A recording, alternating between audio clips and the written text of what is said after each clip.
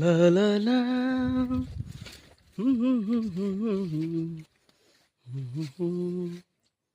ভুট্টা ধরছে গাছে, সব গাছেই ভুট্টা আছে, বেশ সুন্দর ভুট্টা গাছ।